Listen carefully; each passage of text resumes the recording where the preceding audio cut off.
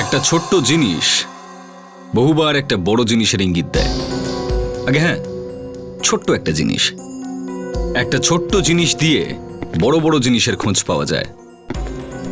কিন্তু এতে যে কেসটার কথা বলছি আর কি, কিচ্ছু জানা ছিল না, শুধু একটা ফুলে যাওয়া লাশ পেয়েছিলাম।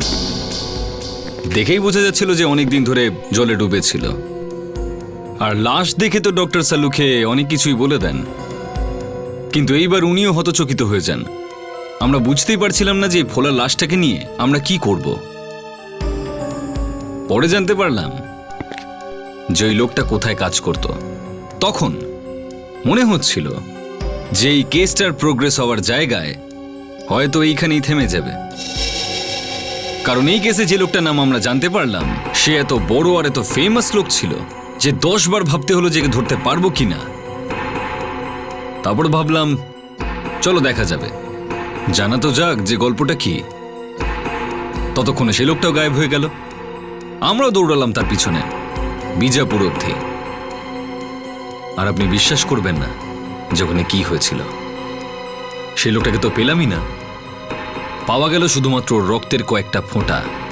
আগে হ্যাঁ, রক্তের শুধু কয়েকটা ফোঁটা।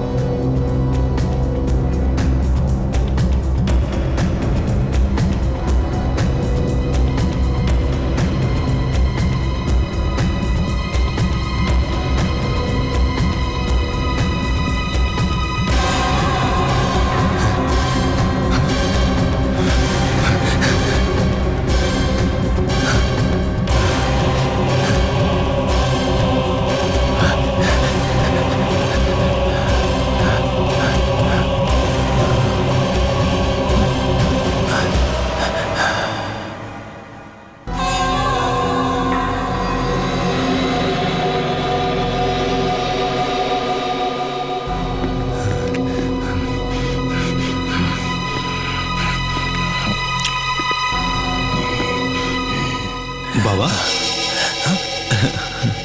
তুমি এখানে আর আমি সারা বাড়িতে খুঁজে বেড়াচ্ছি। Wow, this painting is so amazing. বুঝেছো বাবা, তুমি এই পেন্টিংটা এত সুন্দর বানিয়েছো না যে এটা একবার দেখবে না সেই এর টানে সামনে চলে আসবে। আর জানো কি বাবা, এই পেন্টিং থেকে তোমার অনেক টাকা ইনকাম হতে পারে। তুমি তোমার ছবিতে আবার সেই জাদু দেখিয়েছো যেটা তুমি আগে বহুবার করতে।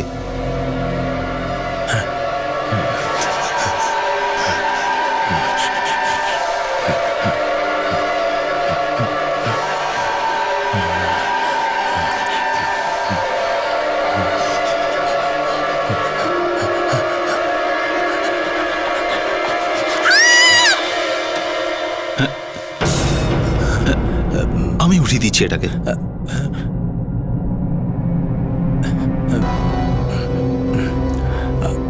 কি হয়েছে? না, ওই এত সুন্দর পেন্টিং যে আমি নিজেকে সামলাতেই পারছিলাম না। এটাকে দেখে তো আমার বিশ্বাসই হচ্ছে না, তাই ওই হঠাৎ করেই আমি চিৎকার করে ফেললাম।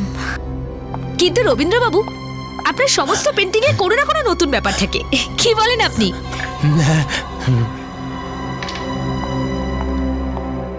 রাহুল, আমাদের এখন ওনাকে পেন্টিং এর জন্য একলা ছেড়ে দেওয়া উচিত।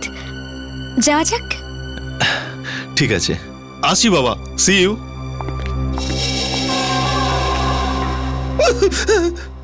স্যার, এই মাছটার ভেতরে আরো একটুখানি অডিকলন ঢাললে তাহলেই এই দুর্গন্ধ যাবে স্যার। আর একটু পরে আমি অজ্ঞান হয়ে যাব। ওই স্টিলের টেবিলটা পড়ে আছে, ওখানে গিয়ে অজ্ঞান হয়ে যাও। যাও। আরে, আপনি মজা করছেন স্যার? এখানে জীবন দুর্বিষহ হয়ে উঠেছে। তাহলে বাইরে চলে যাও না, কেউ কি বলেছে তোমাকে এখানে থাকতে? ঠিক আছে, চলে যাচ্ছি, আমি চলে যাচ্ছি, ফিরেই আসবো না, চলে যাচ্ছি। আরে এই দেখুন দেখুন, ভেতরে আসবেন না, বাইরে যান, বাইরে যান। আরে না বস, এই আজকে মরে গেল। আরে না না, এদিকে আসবেন না, এখানে আবহাওয়া খুব খারাপ। এই যে সামনে এসো না, কিছু ঘটে যাবে। ঠিক আছে, এসে গেছে তো এ নাও, এই মাস্ক পরে নাও। না তাহলে শঙ্কো ভালো করে, শঙ্কো।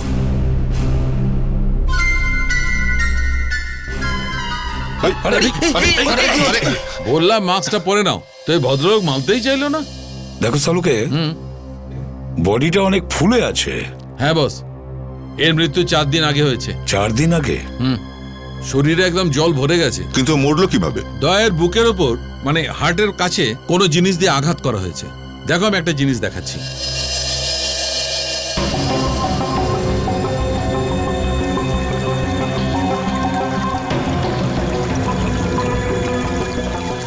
সালুকে জানা গেছে কি দিয়ে একে মারা হয়েছে? হ্যাঁ, সেইটাই তো আমি দেখাতে যাচ্ছি। এরকম হাতিয়ার আমি আজ পর্যন্ত দেখিনি। এই দেখো, এইটা এইরকম দেখতে একটা হাতিয়ার দিয়ে মারা হয়েছে একে। এটা তো অদ্ভুত আকৃতির ছুরির টুকরো মনে হচ্ছে। এটা তো অদ্ভুত বটেই, আর একটা জিনিস আছে যেটা অদ্ভুত। দেখো, এ দেখো, এর ক্ষত থেকে এই সবুজ রংটা পেয়েছি। এই রংটা ছুরিতে লেগেছিল নাকি? মনে তো হচ্ছে তাই। হয়তো এই ছুরিটা পেন্টের কোনো কাজে লেগে থাকবে। তার মানে আমাদের খনি কোনো পেইন্টার বা আর্টিস্ট হতে পারে। এই ধরনের ছুরি কোথায় পাওয়া যাবে? আর কোথায় পাওয়া যাবে? স্টেশনারি দোকানে পাওয়া যাবে। স্যার একদম ঠিকঠাক চিনেছেন আপনারা। এই চাকুটা পেন্টিং এর কাজে ব্যবহার হয়ে থাকে। চিত্রশিল্পীরা এর ব্যবহার একটা কালারকে আর একটা কালারের সঙ্গে মেশানোর জন্য করে থাকে। তুমি এটা বলো যে তুমি কি এ ধরনের ছুরি বিক্রি করো? হ্যাঁ স্যার, বাইরে থেকে কিনে এনে বিক্রি করি। মানে এটা খুব দামি? হ্যাঁ স্যার, এটা খুব দামি হয়, বড় চিত্রশিল্পীরা এটা কিনে থাকে। আচ্ছা, এমন কোন কোন পেন্টার আছে যারা এই ধরনের ছুরি ব্যবহার করে? সেটা তো আমি বলতে পারবো না, কিন্তু প্রণব বাবু আছেন, ওনার খুব নাম আছে। আর বড় বড় আর্টিস্ট ওনার কাছে এসে নিজেদের পেন্টিং বিক্রি করে। ওনার অ্যাড্রেস তো আছে আপনার কাছে?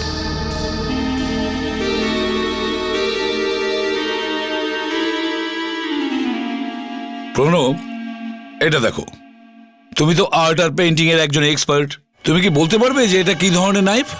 স্যার, এটা কোনো সাধারণ নাইফ নয়, আর এটা শুধুমাত্র নামেই নাইফ। এটাকে বড় বড় পেইন্টাররা ব্যবহার করে। কিন্তু স্যার ব্যাপারটা কি?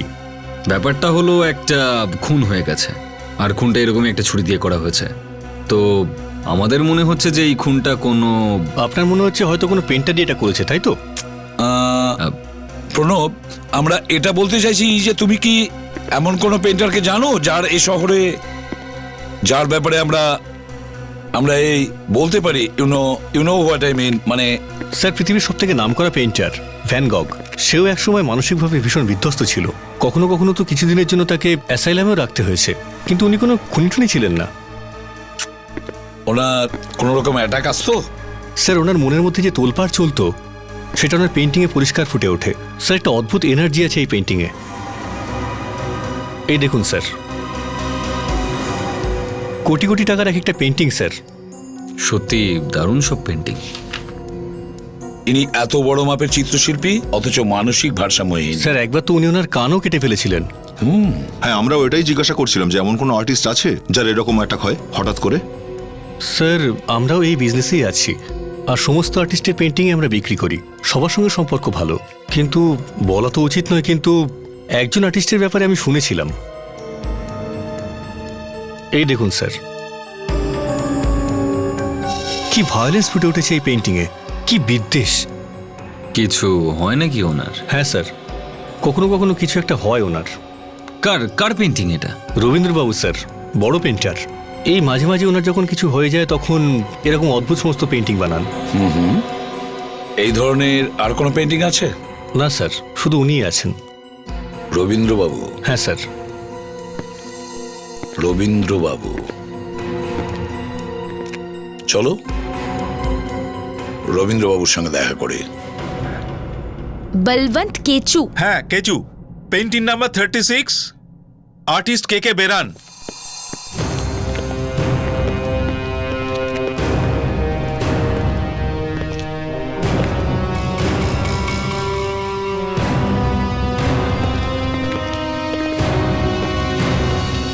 Excuse me. ইয়েস, কি ব্যাপার বলুন। আমি এসিবির প্রদ্যুমান, সিআইডি থেকে। সিআইডি এই রবীন্দ্রবাবুকে কোথাও দেখা যাচ্ছে না। আগে উনি তো একটু বাইরে গেছেন, বাইরে গেছেন কি জন্য? বিজনেসের কাজের জন্য গেছেন।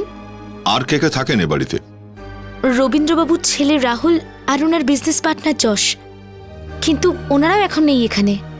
ইনি কি রবীন্দ্রবাবুর স্ত্রী? হ্যাঁ, আপনার পরিচয়? আমি ওনার সেক্রেটারি, এখানে এই সমস্ত কাজকর্ম দেখি। আচ্ছা, রবীন্দ্রবাবু তো খুব পরিচিত পেইন্টার, আগে হ্যাঁ, ওনাকে তো প্রায় প্রত্যেকেই চেনে। তো পেন্টিং করার সময় উনি এরকম ছুরি ইউজ করেন? 1 মিনিট।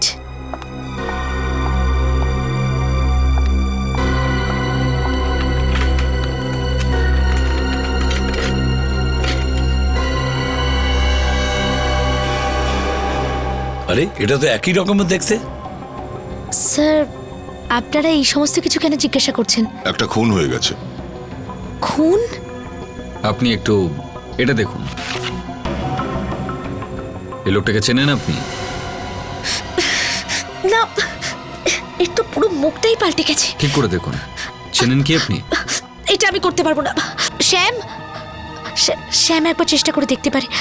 একটু এদিকে এসো তো। শ্যাম, একটু এই ছবিটা দেখো, চেনো এই লোকটাকে? একে তো পুরো মানবের মতন দেখাচ্ছে। দেখো একটু, এর নাকের নিচে একটা তিলও আছে। এই মানবকে? মানব, মানব এখানকার ম্যানেজার, কিন্তু গত 4 দিন ধরে তো এখানে আসছেই না। 4 দিন ধরে আসছে না সে, তাও আপনারা পুলিশে কোনো কমপ্লেন লেখেননি? না, আমরা তো পুলিশের কাছে কমপ্লেন করেছি। আচ্ছা, এই রবীন্দ্রবাবুর সঙ্গে মানবের সম্পর্ক কেমন ছিল? ঠিকই ছিল। তুমি কিছু লুকিয়ে যাচ্ছ। রবীন্দ্রবাবুর একটু মাথার গন্ডগোল ছিল, কিন্তু উনি কাউকে মারতে পারেন না। সেটা তো আমরা জানতেই পারবো। শুধু এটা বলো, এই মানব কোথায়? ও, এখানে বসতো মানব। এ তো সমস্ত জিনিস প্যাক করে রেখেছে, মনে হচ্ছে কোথাও পালানোর প্ল্যান করছিল। এক্সকিউজ মি, মিনা আমাকে এখনই বললো যে মানব নাকি খুন হয়ে গেছে। আপনি কে? স্যার, আমি রবীন্দ্রবাবুর ছেলে রাহুল। রাহুল, তুমি বলতে পারবে এই মানব কেন এখান থেকে হঠাৎ চলে গেছে? আমি জানি না স্যার। আচ্ছা, আপনি কি কিছু বলতে পারবেন যে এই মানবের খুন কেন হলো? বেশ কিছুদিন ধরে দেখছিলাম মানব খুব চিন্তায় ছিল। চিন্তায় ছিল কেন? জানি না, হয়তো কোনো কারণে। দেখো, সবকিছু সত্যি করে বলো, খুনের ব্যাপার এটা ফেঁসে যাবে কিন্তু। আসলে ব্যাপারটা হলো কি, কোনো কিছু নিয়ে বাবার সাথে মানবের একটা ঝগড়া চলছিল। কি ব্যাপারে ঝগড়াটা হয়েছিল? সেটা আমি ঠিক বলতে পারবো না, কিন্তু এরপর থেকে মানব অফিসে আসা কমিয়ে দিয়েছিল। হয়তো চাকরি ছেড়ে কোথাও যাচ্ছিল। আচ্ছা, আমাদের তোমার বাবার সঙ্গে কথা বলা খুব জরুরি, ফোন করো। আমি ওনার সাথে যোগাযোগ করার চেষ্টা করেছি স্যার, কিন্তু ওনার মোবাইল বন্ধ রয়েছে। ফোন বন্ধ রয়েছে? রবীন্দ্রবাবু বিজাপুর গেছে, ওখানকার অ্যাড্রেসটা দাও। আরে বাবা, চলে আসবো, চলে আসবো। দেখো, এখন আমি শহরের বাইরে আছি। আরে উড়ে উড়ে আসবো নাকি? শোনো, শোনো তো, শোনো। Hello, hello. এখানে বউ আমাকে ফোনে বকাবকি করছে, আর তুই হেসেই চলেছিস। স্যার, আসলে সাহেবরা ভিতরে গেছে, না জানি কখন বেরোবে। আমি তো মরে গেলাম। অভিজিৎ, একে জিজ্ঞেস করো তো। S sir. এক্সকিউজ মি, এই মিস্টার রবীন্দ্র কোন রুমে রয়েছেন? ওনাকে বলুন কয়েকজন দেখা করতে এসেছে। আপনারা কারা? আমরা সিআইডি থেকে এসেছি। হ্যাঁ, 1 মিনিট।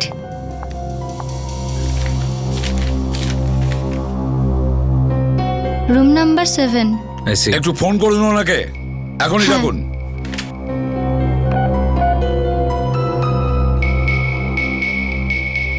কেউ ফোনই তুলছে না। ফোন তুলছে না? রবীন্দ্রবাবু রুমেই রয়েছেন তো? হ্যাঁ, রুমেই থাকার কথা।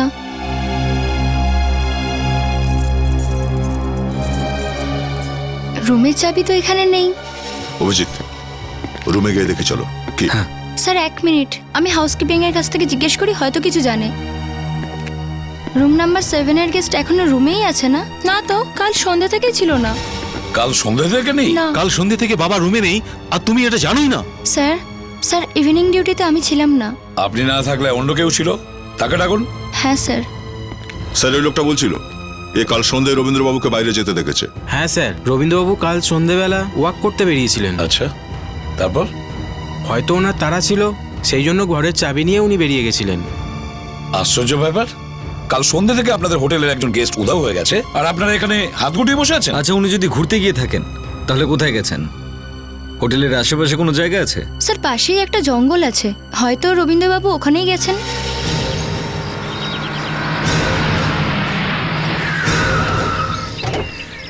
অভিজিৎ, কোন লোক যখন জঙ্গলে ঘুরতে আসে তখন সে সেখানেই আসে যেখানে কোনো রাস্তা আছে, Yes, তাই না? sir. কিন্তু রবীন্দ্রবাবু হঠাৎ করে জঙ্গলে ঘুরতে আসবেন, ব্যাপারটা একটু অদ্ভুত লাগছে। হ্যাঁ, কোনো ব্যাপার না, খুঁজে বের করবোই রবীন্দ্রবাবুকে ভালো করে। তোমরা ওদিকটা যাও, ফেডরিক, বিবেক তোমরা ওদিকটা যাও, আর রাহুল তুমি এখানেই দাঁড়াও, কেমন? হ্যাঁ স্যার।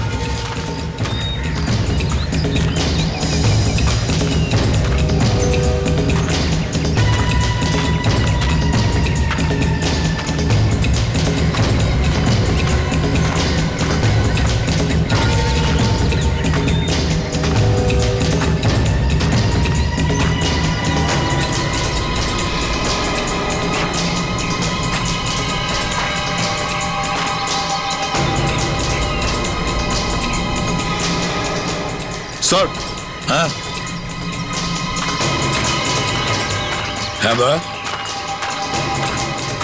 এ দেখুন স্যার,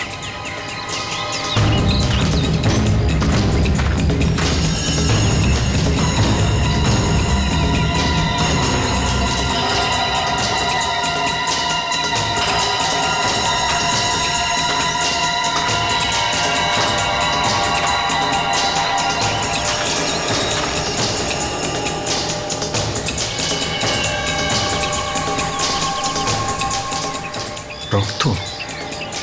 স্যার এই ঘড়িটা পাওয়া গেছে, এতে রক্ত লেগে রয়েছে। আর এখানে পাতার ওপরেও রক্ত লেগে আছে, দেখো। স্যার, স্যার এই দেখুন স্যার রক্তের দাগ।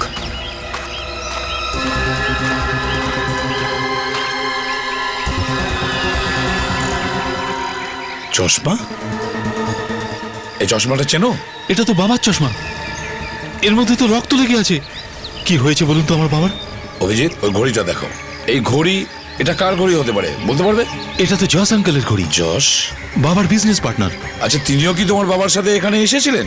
জস আঙ্কেল তো গোয়াতে। গোয়াতে? যদি যশ গোয়ায় থাকে তাহলে ওর ঘড়িটা এখানে কি করছে? আরে রবীন্দ্রবাবুর লাশ যদি আমরা পেতাম তাহলে তো হয়েই যেত। কেসটা বড় অদ্ভুত। কেউ রবীন্দ্রবাবুকে খুন করার চেষ্টা করেছিল, কিন্তু ওনার লাশ সরিয়ে ফেলেছে। আর আমরা এটা জানি না রবীন্দ্রবাবু মারা গেছেন কি না। স্যার, হ্যাঁ, যশের ব্যাপারে কয়েকটা জিনিস আমাদের হাতে এসেছে। আমি তোমাকে পরে ফোন করছি। ওর গাড়িটা কাল রাতেই এই শহরে ঢুকেছে স্যার। আচ্ছা, তুমি কি করে জানলে? স্যার শহরের বাইরে চেকপোস্টে ফোন করে জিজ্ঞেস করলাম, ওর গাড়ির নাম্বারটা লেখা ওখানে। তাহলে তুমি ওর বাড়ি থেকে ধরে আনলে না কেন? স্যার বাড়ি পৌঁছালে তো ধরবো না স্যার, বাড়িতে নেই, অফিসে নেই, নিজের বন্ধুদের সঙ্গেও নেই, একদম আন্ডারগ্রাউন্ড হয়ে গেছে স্যার। যদি ও শহরে এসে থাকে, যদি আন্ডারগ্রাউন্ডে যায়, তাহলে নিশ্চয়ই কোনো গোলমাল আছে। স্যার ওর ঘড়িটা আমরা বিজাপুরে পেয়ে গেছি, এটাই সব থেকে বড় প্রমাণ। কিন্তু এটাও তো হতে পারে অভিজিৎ, ওনার ঘড়িটা কেউ নিয়ে গিয়ে ওখানে বিজাপুরে রেখে এসেছে। কিন্তু আমরা পুরোপুরি জানি না যে যশ বিজাপুরে গিয়েছিল কি যায়নি। স্যার ও ওখানে গেছিল, আর সেই হোটেলেই ছিল যে হোটেলে রবীন্দ্রবাবু থাকছিলেন। কি? হ্যাঁ স্যার, নাম বদলেছিল ওখানে। অফিসে বলে গেছিল যে গোয়ায় যাচ্ছে মিটিংয়ে, মিটিংয়ে তো পৌঁছায়নি, সোজা বিজাপুরে পৌঁছে গেল। যশের ঘড়ি আমরা ওখানে পেয়েছি, ঘড়ির ওপর রক্ত লেগেছিল। রবীন্দ্রবাবু নিখোঁজ, না ওনার লাশ পাওয়া গেছে, না ওনার ব্যাপারে কোনো খোঁজ পাওয়া গেছে। আর আমাদের এটাও জানা নেই যে রক্ত পাওয়া গেছে ওটা রবীন্দ্রবাবুর না অন্য কারোর। স্যার ওই রক্তটা রবীন্দ্রই স্যার, রাহুলের ডিএনএ ম্যাচ করে গেছে স্যার ওই রক্তের সঙ্গে। তার মানে হলো অ্যাটাক রবীন্দ্রবাবুর ওপরেই হয়েছে। এখন সব পরিষ্কার স্যার, এই যশ হয় রবীন্দ্রবাবুকে অ্যাবডাক্ট করে নিয়েছে অথবা মেরে কোথাও ফেলে দিয়েছে। হ্যাঁ ফেডরিক। স্যার যশের খবর পেয়ে গেছি স্যার। Good, very good. জানতে পেরে গেছো কোথায় আছে ও? স্যার ও ও যেখানে লুকিয়ে বসে আছে সেই জায়গাটা জানতে পেরে গেছি স্যার। ফেডরিক, আমি তোমার পেছনেই দাঁড়িয়ে। আমি দেখতে পাচ্ছি স্যার আপনাকে।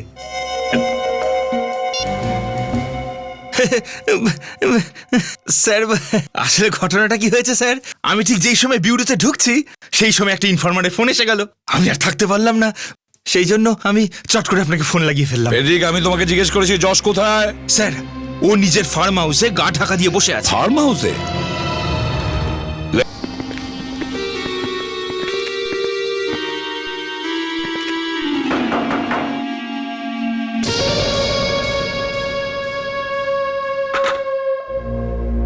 আগে আপনারা কারা? আমরা সিআইডি থেকে। যশবাবু বাড়িতে আছে? উনি তো বাইরে গেছেন। আচ্ছা, কবে গেছেন? তা তো জানি না, মিথ্যে কথা বলো না। শুধু এইটুকুই জানি যে উনি বাইরে গেছেন। চলো আমরা নিজেরাই দেখে নিচ্ছি ভেতরে কোথায় যাবেন না গেছেন। স্যার, উনি বাইরে চলো, গেছেন। চলো, স্যার, চলো। আপনারা ভেতরে ঢুকছেন কেন?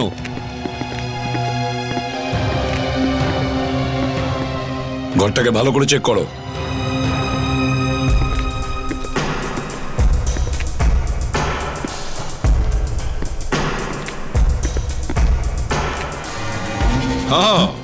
হ্যাঁ, তো এখানে শুয়ে আছেন যশবাবু? হ্যাঁ স্যার।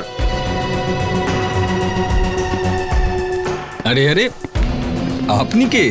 আমি ও আর যশবাবু কোথায়? কেই নেই স্যার, যশবাবুর কোনো গেস্ট মনে হচ্ছে, স্যুট বুট পরে ঘুমোচ্ছেন। ও হো হো হো হো, যশবাবুর অতিথি। আচ্ছা, যশবাবু কোথায়? ওই আমি আর কি। হ্যাঁ বিবেক, স্যার, ওই চাকরটাকে ডাকো তো। ওকে ডাকবেন না? চাকরের সামনে প্রেস রিলিজ ঢিলে হয়ে যাবে তোমার। হ্যাঁ চলো বাইরে চলো, ওঠো, বসো, এখানে বসো। হ্যাঁ এবার বলুন, বিজয়পুর কেন গেছিলেন আপনি? বিজাপুর? ওটা আবার কোন জায়গায়? আরে কোন জায়গা? রেডি, দেখাও একটু ওকে। আমি তো এক্ষুনি গোয়া থেকে এলাম। যদি তুমি সত্যি গোয়াতে থাকতে তাহলে তোমার ঘড়ি সেখানে কি করছিল? এটা আপনারা কোথা থেকে পেলেন? এটা তো 1 মাস ধরে পাচ্ছিলাম না, আমি এটা ভীষণ খুঁজছিলাম। দেখো যশবাবু, আমরা সবকিছু জানতে পেরেছি, বুঝেছো? বিজাপুর, ওই হোটেল, নকল নাম, জঙ্গলের মধ্যে ঘোরা, এই ঘড়ি, সবকিছু জানতে পেরেছি আমরা।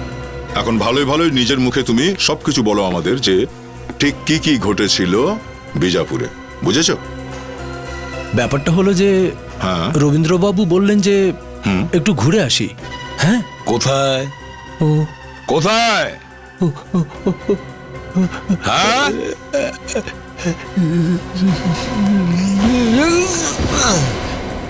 কি হলো এর?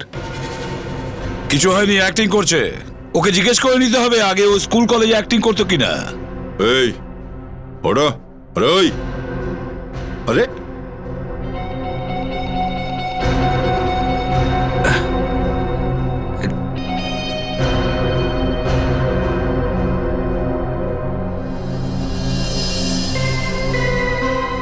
না স্যার, ডেড। অভিজিৎ, আরে আমাদের এত জোরে চিৎকার করাটা উচিত হয়নি। হ্যাঁ, আমিও একটু বেশি হাইপার হয়ে গেছিলাম। আর এমনিতেও তোমার চরখে লোকজনের হিস্ট্রি, জিওগ্রাফি সব বেরিয়ে আসে। হ্যাঁ, কিন্তু এটা তো কিছু না বলেই মরে গেল। সালুকে এ ধমকের চোটে মারা গেছে? বস, যদি এইরকম ঘটে তাহলে ল্যাবের মধ্যে রোজই একটা দুটো লাশ নিশ্চয়ই আসতো। ডক্টর সালুকে কোথাও হার্ট অ্যাটাক করে মারা যায়নি তো? সেটা আমি বলতে পারবো না, তবে মনে হচ্ছে যে এই দেখো, এর মুখ ভেতর থেকে একদম নীল হয়ে গেছে। বস, আমার মনে হয় কেউ ওকে হয়তো বিষ দিয়ে মেরেছে। বিষের কারণে? কিন্তু এটা কি করে সম্ভব স্যার? এই লোকটা তো আমাদের সামনে একদম ঠিকঠাক ছিল। হ্যাঁ, হয়তো আগের থেকে বিষের শরীরের মধ্যে ছিল। যখন এর বাড়িতে আমরা যাই তখন এ শুয়েছিল বেডের ওপর। হ্যাঁ স্যার, তবে হ্যাঁ বড্ড ঘেমে যাচ্ছিল। তার মানে বিষের কাজ আগে থেকেই শুরু হয়ে গেছিল। প্রথমে মানব, তারপরে রবীন্দ্রবাবু, তারপরে যশ।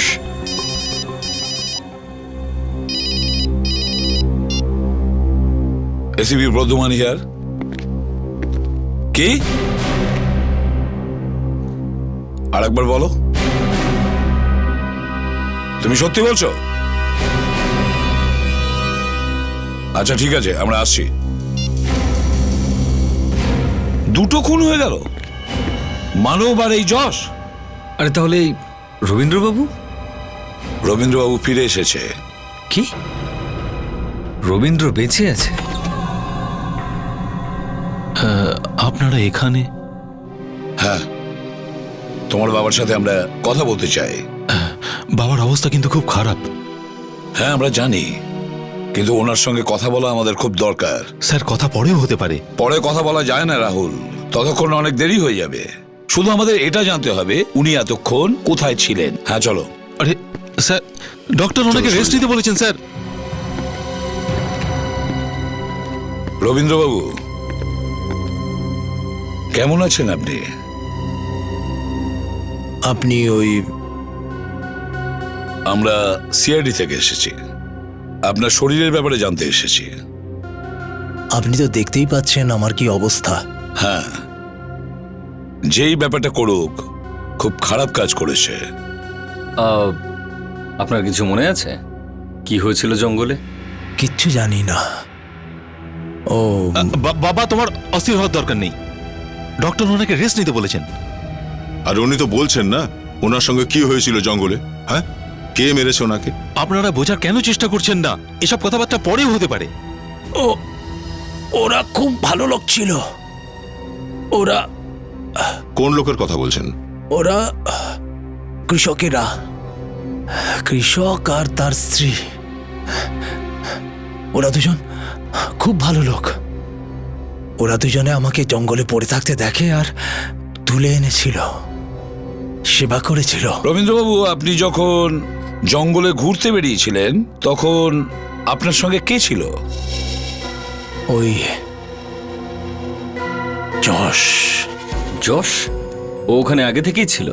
কি? যশকে?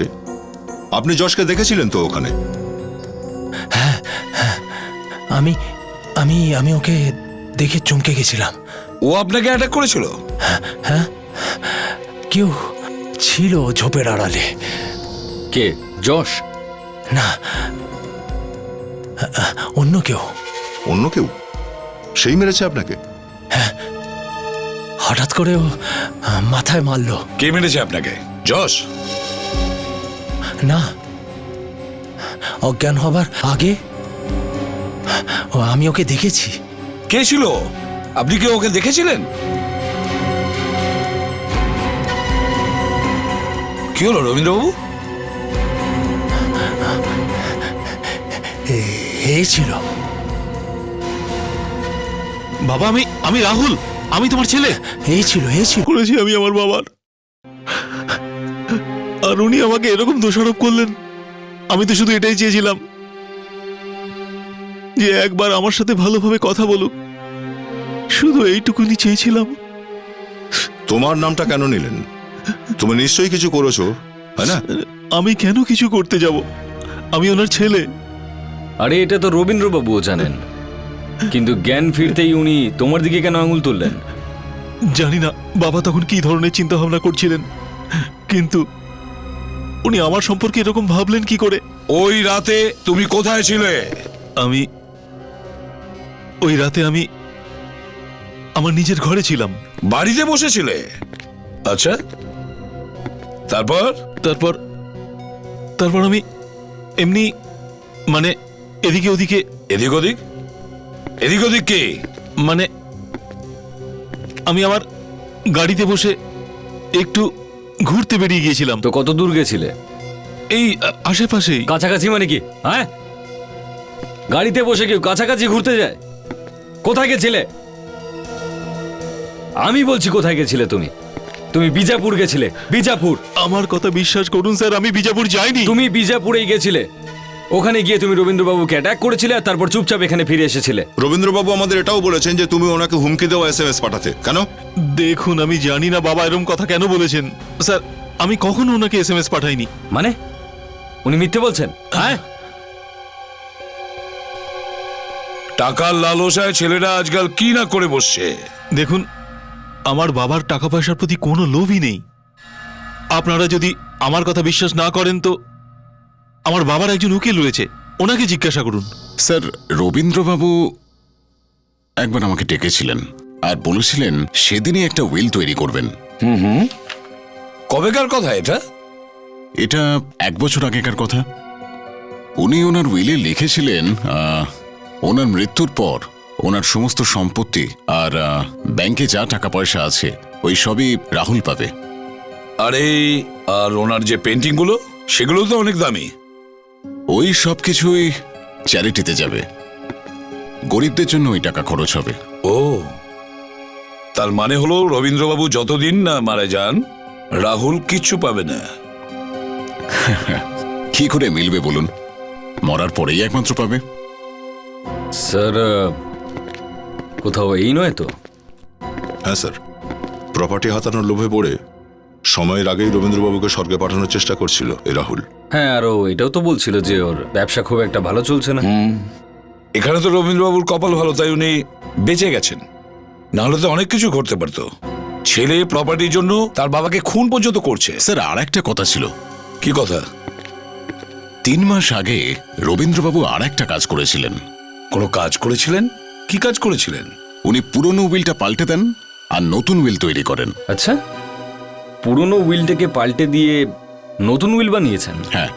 আর এই নতুন উইলটায় কি লিখলেন? সেটা আমি জানি না। আরে, জানি না মানে? আশ্চর্য ব্যাপার, আপনি উইল বানিয়েছেন আর আপনি জানেন না? ওই নতুন উইলটা উনি অন্য কোনো উকিলকে দিয়ে বানিয়েছিলেন। উনি ওনার ওই নতুন উইলের ব্যাপারে আপনাকে কিছু বলেননি? কি বলবো স্যার, উনি তো এইরকমই ছিলেন। আমি আপনাকে বলেছিলাম না, উনি খুব খেয়ালি মানুষ। উনি প্যারানয়েড হয়ে গেছেন। প্যারানয়েড? সবকিছুতে সন্দেহ? হ্যাঁ স্যার, এমনকি ওনার হ্যালুসিনেশন হয়। মানে উনি অদ্ভুত অদ্ভুত জিনিস দেখতে পান? হ্যাঁ স্যার, আর বলবেন না। ওনার মনে হয়েছে যে আমি ওনার বিরুদ্ধে চক্রান্ত করছি। আরে আমার কথা ছাড়ুন, নিজের ছেলের ওপরে ওনার বিশ্বাস নেই। মানে স্যার, রবীন্দ্রবাবুর মাথায় কিছু একটা গন্ডগোল চলছে, আর উনি যা কিছু করতে পারেন।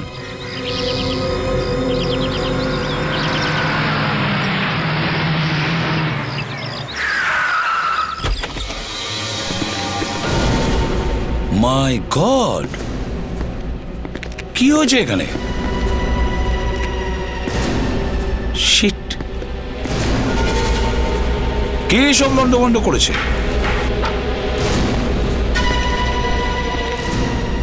আশেপাশে তো কাউকে দেখাও যাচ্ছে না। স্যার। হ্যাঁ, রক্ত।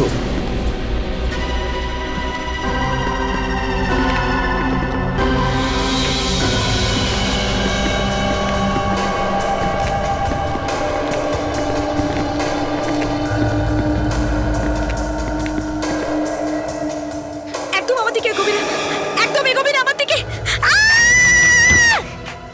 সাবধানে।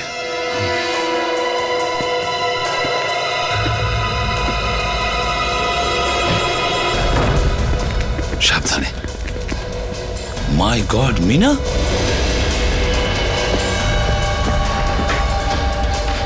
ফ্রেডি, টিভিটা বন্ধ করো। ও এখনো বেঁচে আছে। বিবে, তাড়াতাড়ি জল নিয়ে এসো। মিনা, মিনা। স্যার। হ্যাঁ, জল ছেটাও। Mina, are you all right? কে কে এই সমস্ত করেছে? হ্যাঁ, রবীন্দ্রবাবু। রবীন্দ্রবাবু? রবীন্দ্রবাবু? কিন্তু কেন?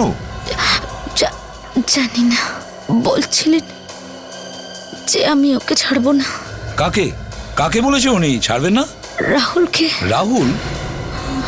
ফেডরিক, একে তাড়াতাড়ি হসপিটালে নিয়ে যাও। নিয়ে যাও, নিয়ে যাও। স্যার, এটা দেখুন।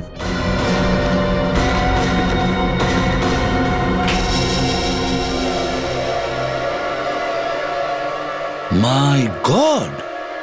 অভিজিৎ, তাড়াতাড়ি চলো। কোথায় আছে? ওকে ওকে ওকে। কখন? এখনই? Thank you very much. দয়া সামনে থেকে রাইটে নিয়ে নাও, ডিমিলা রোড। কেন, কি হয়েছে? রবীন্দ্রবাবুর গাড়িটা এক্ষুনি সামনের চেকপোস্টটা দিয়ে ক্রস করেছে। কিন্তু ওখানে রবীন্দ্রবাবু কি করতে গেছে? কিন্তু ওনার ছেলে তো এখানে থাকে, কারখানি রোডের পাশে। আমি তো ভেবেছিলাম রাহুলের কাছে গেছে। সিটিয়ার লোক স্যার, কিছু বলা যাবে না কখন কি করে ফেলে। আর আমরা যদি তাড়াতাড়ি ধরতে না পারি, না জানি কত খুন করে বসবে। স্যার, তাহলে মানবের খুন রবীন্দ্রবাবুই করেছে?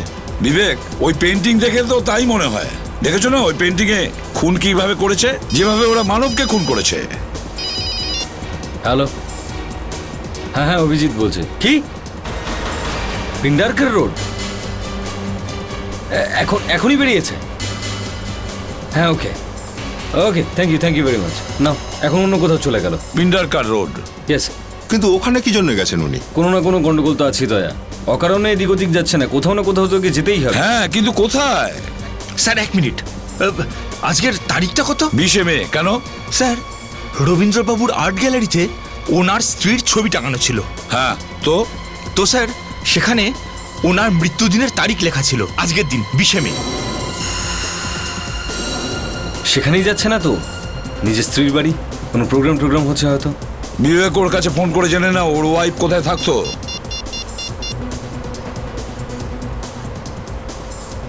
হ্যালো শ্যাম, আমি বিবেক বলছি সিআইডি থেকে। হ্যাঁ আচ্ছা, রবীন্দ্রবাবুর স্ত্রীর বাড়ি কোথায়? আচ্ছা ওকে, থ্যাঙ্কস। সব রবীন্দ্রবাবুর স্ত্রী প্লট নাম্বার 43 পেন্ডারকার রোডে থাকতেন। পিন্ডারকার রোড? Yes sir. ওদিকে তো আমরা যাচ্ছি। দা তাড়াতাড়ি যেতে হবে। Plot number 43 Pindarkar road. Sir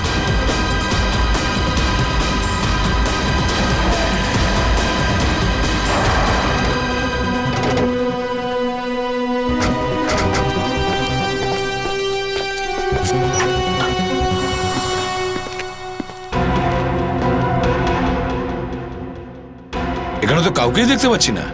গাড়ি তো বাইরেই রয়েছে। ঘরের ভেতরেই লুকিয়ে আছে, ভালো করে দেখো।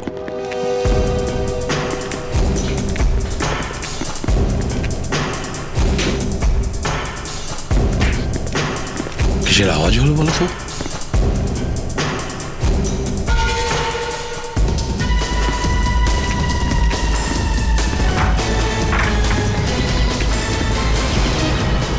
মাই গড!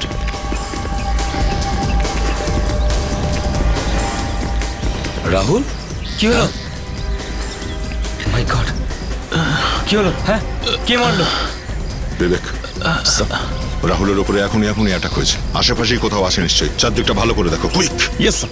রাহুল, রাহুল,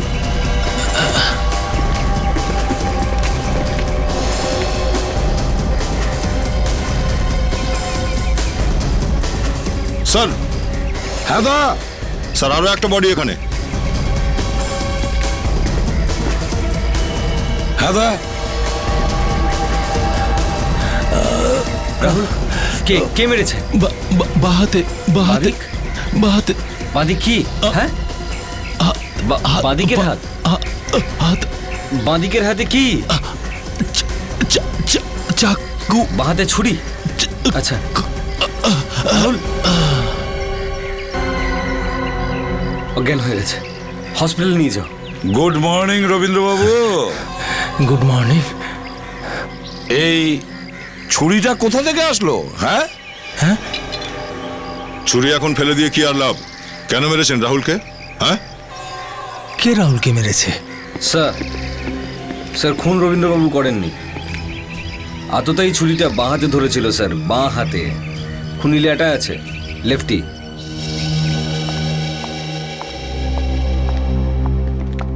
আরে ম্যাডাম, আপনি কোথায় যাচ্ছেন?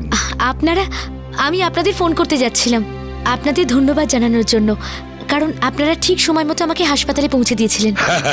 আরে না না না, এটাতে ধন্যবাদ জানানোর কি আছে? ওটা তো আমাদের ডিউটি। তাহলে আপনি এত তাড়াতাড়ি হসপিটাল থেকে কি করে ফিরে আসলেন? হ্যাঁ, কোথাও পালিয়ে আসনি তো হসপিটাল থেকে? না না, হসপিটাল তো আমাকে বললো আমার ছুটি। মিথ্যে, এটা হতেই পারে না। ফ্রেডি বলো, ডক্টর কি বলেছিল যখন তুমি একে হসপিটাল নিয়ে গেছিলে? স্যার ডাক্তাররা তো বলেছিল 3 দিনের পর একে ডিসচার্জ করবে, কিন্তু এ তো আজকেই পালিয়ে চলে এসেছে। মীনা দেবী, আপনি তো লেফটি না? মানে এই তুমি সমস্ত কাজ নিজের বাঁ হাত দিয়ে করো, আর সেটা আমরা দেখেছি। বাঁ হাত দিয়ে তোমাকে লিখতে, বুঝেছো? তুমি খুনও কি বাঁ হাত দিয়েই করো নাকি? কি আপনারা সকলে মিলে কি বলছেন আমি কিচ্ছু বুঝতে পারছি না। মানবকে খুন করেছো তুমি বাঁ হাত দিয়ে, আর যশকে বিষ খাইয়ে মেরেছো কেন? যশকে আমি মেরেছি? হ্যাঁ, তুমিই মেরেছো, তুমি। কেন যশকে কেন মারলে? ও তো তোমার সঙ্গেই ছিল মিলে। রবীন্দ্রর পিছন পিছন বিজাপুর চলে গেছিল শুধু তোমার কথা। আরে যশ যে ওখানে গেছিল সেটা তো আমি জানতাম না। মিথ্যে, পুরো মিথ্যে বলছো তুমি। বিজাপুর থেকে এসেই তুমি ওকে খুন করে দিয়েছো। চিরদিনের মতন তুমি ওর মুখ বন্ধ করে দিয়েছো।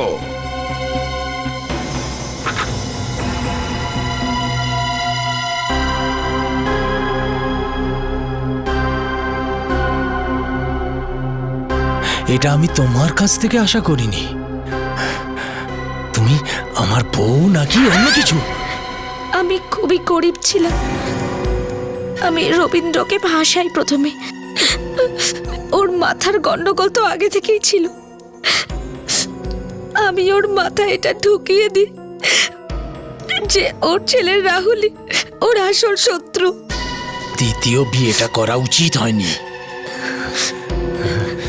দলিলটাও তো আপনি বদলে দিয়েছেন এর কথা অনুযায়ী। দলিল? কোন দলিল? সেই দলিল যেটাতে আপনি আপনার পুরো সম্পত্তি, আপনার জমানো সমস্ত টাকা এর নামে আপনি লিখে দিয়েছেন। সে কি ওর নামে আমি লিখে দিয়েছি? আরে ইডিয়েট, কোথায় লুকিয়ে রেখেছো সেই দলিলটা?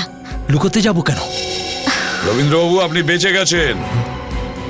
যদি আপনার ওই কাগজটা ওর হাতে পড়তো তাহলে ও আপনাকেও খুন করে দিত। জানি না কোন দলিলের কথা বলছেন আপনারা। একজন ভদ্রলোককে তুমি ঠকিয়েছো, দুটো খুন করেছো টাকার লালসায়। তোমার তো ফাঁসি হবেই। পরে আপনারা শুনে থাকবেন যে কেউ অনেক রাতে পার্টি সেরে নিজের বাংলোতে ফিরে আসছিল, আর এসে যদি দেখে যে বাংলোর গেট হাট করে খোলা, তাহলে তার হৃদকম্প শুরু হয়। এমনটাই হয়েছিল এই কেসটাতেও। বেচারা অনেকটা রাত করে বাংলোতে ফিরে আসে আর এসে দেখে গেট খোলা, আর ভাবতে শুরু করে যে ভেতরে যাবে কি যাবে না। বাংলোটাও আবার বেশ নির্জন জায়গাতেই ছিল। তবুও সাহস করে যখন ভেতরে গেল তখন দ্বিতীয় ধাক্কাটা খেল। বাড়ির ভেতরটায় পুরোপুরি অন্ধকার ছিল, ইলেকট্রিক লাইন কাটা। টর্চ জ্বালিয়ে ভেতরে ঢুকলো। একটু এগিয়ে গিয়েই দেখলো যে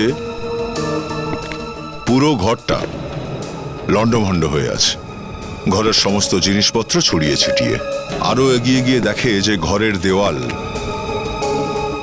দেওয়ালের দিকে চোখ যেতেই ওর স্ত্রী অজ্ঞান হয়ে গেল, কেননা যা কিছু ছিল সব রক্তে একদম ভেজা। আসলে দৃশ্যটাই ছিল এমন বিভৎস। আপনারাই দেখে নিন দৃশ্যটা কেমন।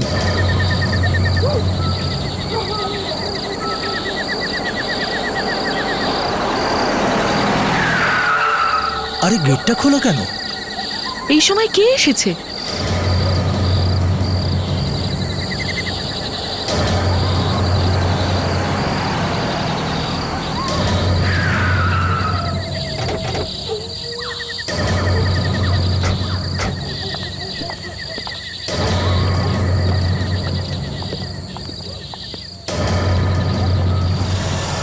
আরে দরজাটা খোলা রয়েছে কি করে? কেউ বোধহয় ভেতরে চলে এসেছে। দাঁড়াও, কোনো চোর হবে হয়তো।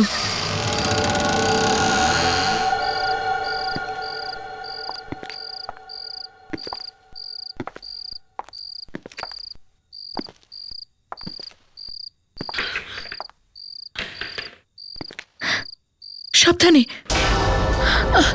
আগে আগে লাইটটা তো অন করো।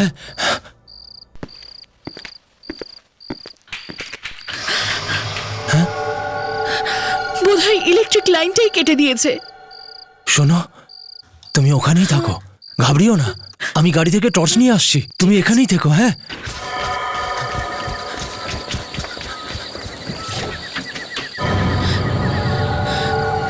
কে আছে বাড়িতে? কে ভেতরে ঢুকে গেছো?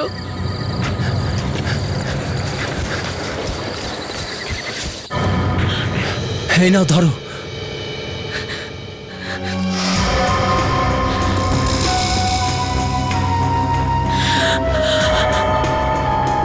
দেখো,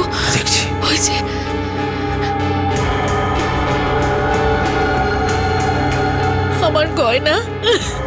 চিন্তা করো না।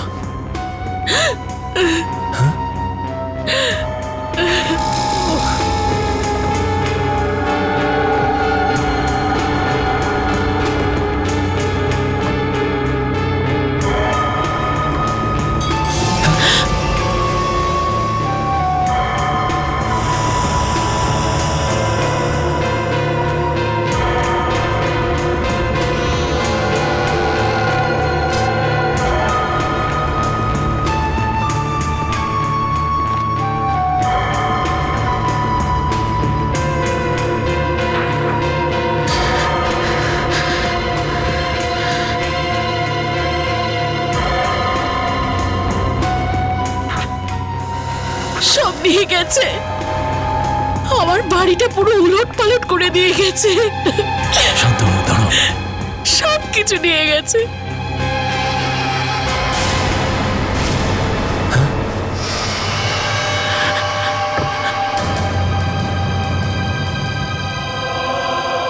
রক্ত, রক্ত। শোনো, তুমি পুলিশকে ফোন করো, চোরটা হয়তো এখনো আশেপাশেই আছে। হ্যাঁ, আমি করছি।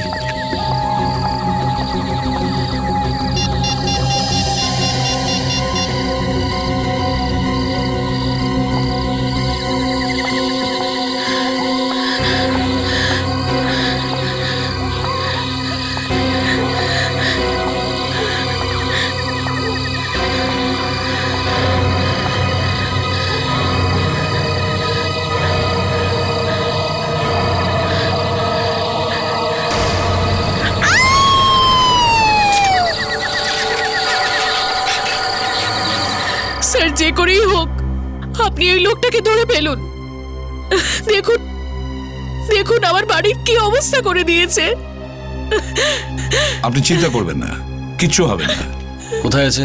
স্যার, ওই যে ওইখানে স্যার।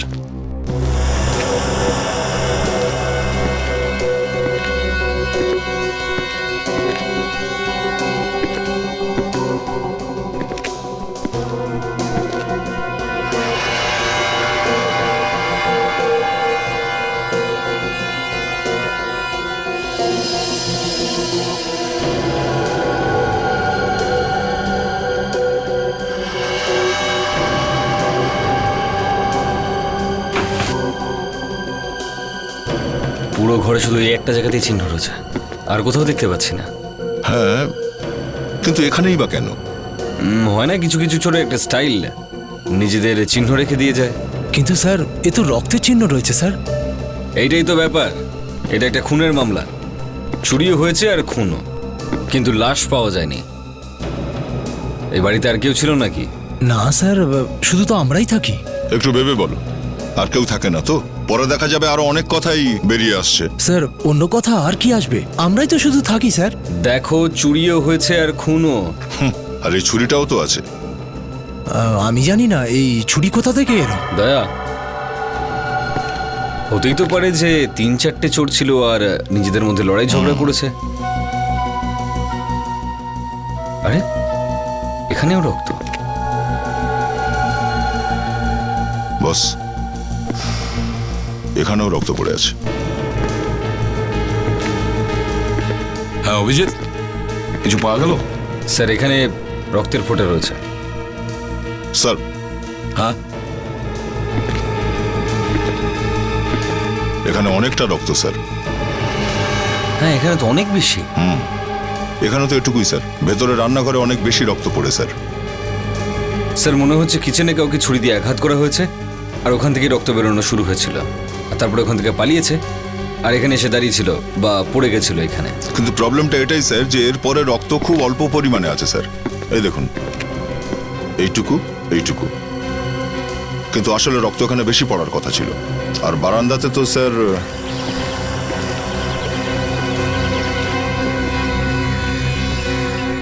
কোথাও এক ফোঁটাও নেই স্যার, একেবারে পরিষ্কার। এদিকেও তো নেই।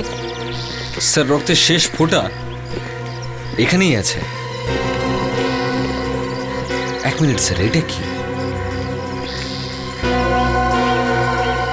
ওহো,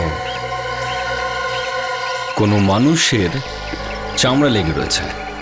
ও, সেই জন্য আমি ভাবছিলাম সবকিছু এরকম উল্টো কেন। এখানেই কেউ চোটটা পেয়েছে। তার মানে কেউ চোট লাগার পর ভিতরে যাচ্ছিল? হয়তো, কিচেনে ছুরি চালায়নি বলছো? হয়তো না, কিন্তু এই ছুরিটাতে তো রক্ত লেগে আছে।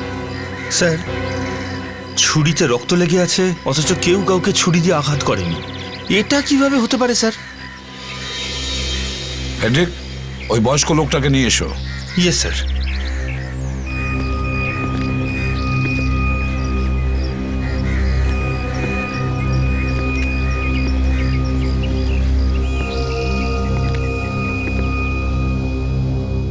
বসাও একে।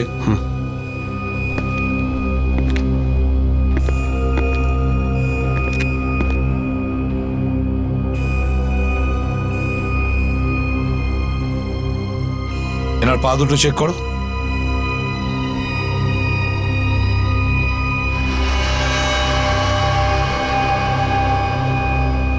সব পায়ে একটু কেটে গেছে। মানে উনি যখন ঘরের দিকে ঢুকছিলেন তখন এনার পায়ে চোট লাগে। এটা বলো, তুমি কাকে ছুরি মেরেছ? কাকে তুমি ছুরি মারতে গিয়েছিলে? আর কে কে ছিল তোমার সঙ্গে? হ্যাঁ, আরে ধরা তো পড়েই গেছো, এবার সত্যিটা বলেই দাও। স্যার, দেখে তো মনে হচ্ছে যে ভদ্রলোক অনেকদিন খাবার পর্যন্ত খায়নি। ঠিক আছে, একে নিয়ে চলো বিউরোতে, স্নান করাও, ড্রেস পরাও, খাওয়াও, তারপরে দেখবো চক্কর কি।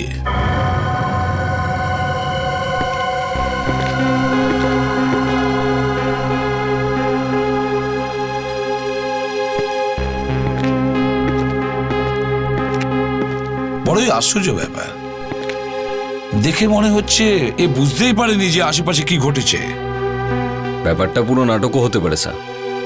আমার তো ড্রামা বলে মনে হচ্ছে না। হয়তো সত্যিও বুঝতে পারছে না যে কি ঘটছে এসব। হ্যাঁ, সেরকম কোনো ব্যাপার নয়, দেখে গরিব বলে মনে হচ্ছে না। এই যে ড্রেস পরে আছে না, এগুলো খুব বড় দোকান থেকে আনা দামি জামা কাপড়। আর হাতের আংটিটা দেখেছো, খুব দামি। স্যার, জামা কাপড় কোথাও চুরিও করতে পারে। স্যার, পেশেন্টের অবস্থা খুব খারাপ, কেস অফ ডিমেনশিয়া হতে পারে। ডিমেনশিয়া? হ্যাঁ স্যার, ডিমেনশিয়াতে মানুষ সমস্ত কিছু ভুলে যায়, ওর কিছু মনে থাকে না, খাবার কি করে খায় সেটাও বলতে পারে না, কে সে, কোথায় রয়েছে কিচ্ছু বলতে পারে না সে। আরে তাহলে জানবোটা কি করেছে ওর জামা কাপড়ের রক্তটা এলো কোথা থেকে, আর ওই ছুরিটা কোথা দিয়ে এলো ওর কাছে? এটা বলা তো বেশ মুশকিল, কিন্তু এটা আমি নিশ্চয়ই বলতে পারি যে এই লোকটা কারোর খুন করতে পারে না। বস, ছুরির ওপর যে আঙুলের ছাপ পাওয়া গেছে সেটা এই লোকটির। দেখলেন স্যার, আমি তো বলছিলাম যে এই লোকটার সঙ্গে এই কেসের কোনো না কোনো যোগাযোগ নিশ্চয়ই রয়েছে। সালুকে, এই ভদ্রলোকের ড্রেস থেকে যে রক্ত পাওয়া গেছে সেটা ড্রেস থেকে পাওয়া রক্তটা এবি পজিটিভ, আর এই ভদ্রলোকের ব্লাড গ্রুপ? এই লোকটির ব্লাড গ্রুপ বি পজিটিভ। তার মানে কেউ না কেউ নিশ্চয়ই খুন হয়েছে। হ্যাঁ, খুন তো হয়েছে। আরে কিছু বলার জন্য রেডি নয়, কোনো ক্রমে লাশটা পাওয়া গেলে কেসটা একটু এগোতে পারে। বস, এই লোকটির ড্রেস এবং জুতো থেকে যে মাটি পাওয়া গেছে তার মধ্যে অদ্ভুত অদ্ভুত জিনিস পাওয়া গেছে। কি? যেমন ধরুন, লোহার উপর যে জং পড়ে না, রাস্ট, সেইটা পাওয়া গেছে, অল্প একটু গ্রিস পাওয়া গেছে, আর কিছু অদ্ভুত ধরনের ছোট ছোট লোহার টুকরো পাওয়া গেছে। আর শুধু তাই নয়, এই সমস্ত জিনিস ওই ছুরিতেও আমি পেয়েছি। রাশ, গ্রিস আর লোহার টুকরো, তার মানে হলো স্যার কোনো কোনো গ্যারেজ হতে পারে। স্যার, স্যার একটা ফোন এসেছিল স্যার, আর এক জায়গায় একটা লাশ পাওয়া গেছে। তাই নাকি? হ্যাঁ স্যার, এখান থেকে 50 কিলোমিটার দূরে একটা স্ক্র্যাপ ইয়ার্ডে লাশ পাওয়া গেছে স্যার। স্ক্র্যাপ ইয়ার্ডে? স্যার, স্ক্র্যাপ ইয়ার্ডেই তো সব পাওয়া যায়, জং লাগা মাটি, লোহার টুকরো, গ্রিজ। ইউ রাইট অভিজিৎ, এটা ওই লাশটা নয় তো যেটাকে আমরা খুঁজে বেড়াচ্ছি?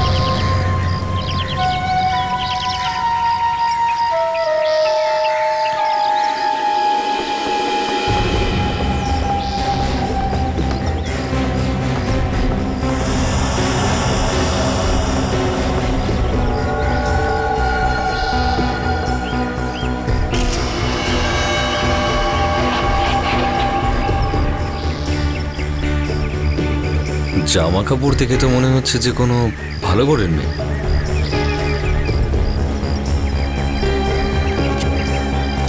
হ্যাঁ, তো ওয়াচম্যান, তুমি বলছিলে যে তুমি আদৌ জানো না যে এই লাশটা এখানে কি করে এলো। হ্যাঁ হ্যাঁ স্যার। কেন ঘুমোচ্ছিলে তুমি? হ্যাঁ,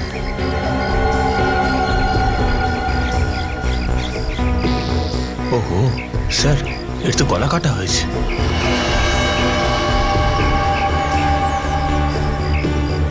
মানে এটা খুন করা হয়েছে? আসলে সব সময় আমি এখানে থাকি না স্যার, আর এখানে কোনো সেরকম জিনিসও নেই স্যার যেটা চুরি হবে। আর আমি প্রায় 3-4 দিন ধরে এখানে আসছি না স্যার, তো আমি দেখলাম যে এ মরে পড়ে আছে। কাছাকাছি দেখো এই মেয়েটার কোনো জিনিস পাও কিনা। এই কিছু না কিছু তো নিয়ে বেরিয়েছিল, দেখো ভালো করে দেখো। Yes sir. স্যার, স্যান্ডেলেও কিছু লেগে আছে স্যার।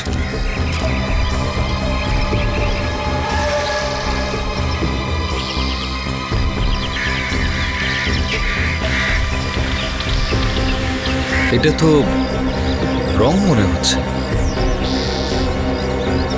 এই স্যান্ডেলেও লাগা রয়েছে। স্যার, দুটো রং আলাদা আলাদা কিন্তু স্যার। তার মানে হচ্ছে এই মেয়েটা এমন একটা জায়গায় গেছিল যেখানে মাটিতে পেইন্ট ছিল। অভিজিৎ, এই ওয়াচম্যানটা তো কিছুই জানে না মেয়েটার ব্যাপারে, ওকে দেখেই নি এখানে। হ্যাঁ, মেয়েটার গলা কাটা হয়েছে দয়া, প্রচুর রক্ত বয়েছে, কিন্তু এখানে আশেপাশে কোনো রক্তের চিহ্নই নেই। এমনটাও তো হতে পারে বস, যে খুনটা অন্য কোথাও করলো আর লাশটাকে এখানে টেনে এনে ফেলে রেখে গেল। বুড়ো লোকটির জুতোর মধ্যে যে মাটি আমরা পেয়েছি, ওই মাটিটা সেই রকমই যেটা স্ক্র্যাপ ইয়ার্ডে পেয়েছি। মানে যেখানে লাশ পাওয়া গেছে এই মাটিটা সেই একই রকম। তার মানে ওই বয়স্ক লোকটা ওখানে ছিল যখন খুন হয়? হ্যাঁ, 24 ঘন্টা আগে তো ছিল, তার আগে বলতে পারবো না। আরে স্যার, আপনি এই 24 ঘন্টাটা কোথা থেকে ঢোকাচ্ছেন মাঝখানে? অভিজিৎ, মেয়েটির মৃত্যু 24 ঘন্টা আগে হয়েছে। যদি ওই বুড়ো লোকটির কাছে ছুরি থাকে এবং ওই ছুরিতে মেয়েটির রক্ত লেগে থাকে, তার মানে এই কথা পরিষ্কার যে ওই লোকটি 24 ঘন্টা আগে ওখানে ছিল। স্যার, এবার ওই বুড়ো লোকটার মুখ খোলানোটা খুব দরকার। ডাক্তারবাবু, ওই লাশ থেকে আর কিছু কি জানা গেল? দেখো, এটা তো সবাই দেখেছে যে ওই মেয়েটির গলায় ছুরির দাগ ছিল। স্যার, এমন কোনো কথা জানতে পারা গেছে যে মেয়েটা আসলে কে, সেটা জানতে পারবো? সারিকা, দেখাও তো ওই স্লাইডগুলো। হ্যাঁ স্যার, মেয়েটার জামার একটা বড় ক্লোজ আপ। স্যার, এটা তো কোনো সুতোর দাগই মনে হচ্ছে। হ্যাঁ স্যার, একদম ঠিক বলেছেন, যেটা ওই ডাস্টার আর নকল ফুল বানানোর কাজে লাগে। নকল ফুল, আর্টিফিশিয়াল ফ্লাওয়ার, যেগুলো ঘরের ডেকোরেশনের কাজে লাগে? হ্যাঁ হ্যাঁ, ঠিক ঠিক, ওই রকমই ফুল। কিন্তু এই আর্টিফিশিয়াল ফুলগুলো ওই স্ক্র্যাপ ইয়ার্ডে পৌঁছালো কি করে? শুধু এটাই নয়, এই যে রংটা দেখতে পাচ্ছেন না, এটা পোল্যান্ড সিডসের দাগ। তার মানে আসল ফুল থেকে বের করা ফুলের নির্যাস। হ্যাঁ, ওই ফুলের নির্যাস। আরো যেমন তেমন ফুল নয়, অ্যান্ড্রয়েডস ব্লু। Android blue? খুব দামি হয় এগুলো। স্যার, এরকম দেখতে হয় অ্যান্ড্রয়েডস ব্লু। তাহলে মেয়েটার মৃত্যু কি কোনো ফুলের বাগানের মধ্যে হয়েছে? আর স্যার, দু রকমের ফুলই ছিল, আসলও আর আর্টিফিশিয়ালও। স্যার, এটাও তো হতে পারে যে খুনিটা স্ক্র্যাপ ইয়ার্ডে যাওয়ার আগে কোনো ফুলের দোকানে গিয়েছিল, কোনো ফুলওয়ালার কাছে। হয়তো এই মেয়েটা গেছিল ফুলের দোকানে, ফ্লাওয়ার শপে ফুল কিনবার জন্য, আর সেখানেই পাওয়া যাবে এই দুটোকে, আসল ফুল আর নকল ফুলও।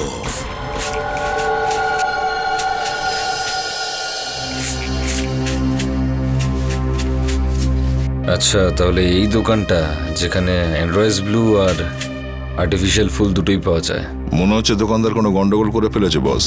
এরকম পেইন্ট করা ফুল কেন রাখেন এখানে আপনারা? ওটারই তো বেশি ডিমান্ড ম্যাডাম, ওটাই তো বেশি বিক্রি হয়। এই রংটা যাবে তো? উঠে যাবে, কালকের মধ্যেই উঠে যাবে, শুধু বাড়িতে গিয়ে ধুয়ে নেবেন। এটা কি হয়েছে? কিছু না, ওই একটু রং লেগে গেছে। একটুখানি? দূর থেকেও বোঝা যাচ্ছে। কিন্তু লাগলো কি করে এটা? আসলে ওই এখান থেকে। ওনারা আসল ফুলের সাথে নকল ফুল রাখেন আর তারপর তাতে হাত দিয়ে রং লাগিয়ে দেন। তো তাতে কি আছে? কোনো অন্যায় করেছি ম্যাডাম? এটা আমাদের ব্যবসা, ব্যবসা। আমি তোমার শপে আজকের পরে আর আসবো না। দেখো, আমরা সিআইডি থেকে এসেছি। এই ছবিটা দেখো একটু। এই মেয়েটা এখানে এসেছিল নাকি? হ্যাঁ, এ তো কালই এসেছিল। এই মেয়েটা এসেছিল? হ্যাঁ, ও 15টা বুকে নিয়েছিল। 15টা বুকে? একটা নয়, দুটো নয়, পুরো 15টা।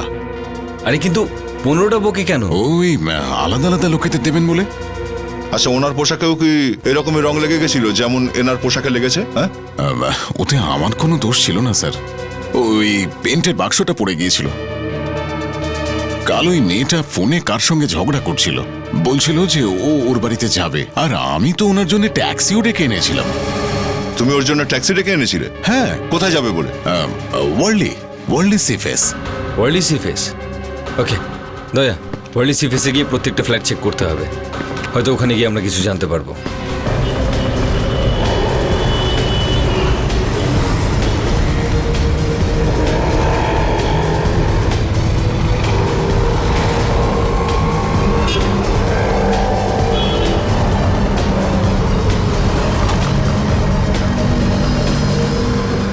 এখানে ট্যাক্সিতে এসেছিল। হ্যাঁ স্যার, আমি দেখেছিলাম 15-20টা ফুলের তোড়া নিয়ে এসেছিল ট্যাক্সিতে করে। আচ্ছা, কোন ফ্ল্যাটে গিয়েছিল ওই ম্যাডাম? দাঁড়াও, আমি দেখছি।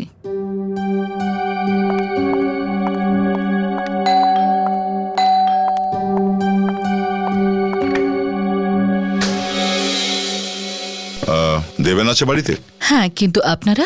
আমরা সিআইডি থেকে আসছি। সিআইডি? আসুন।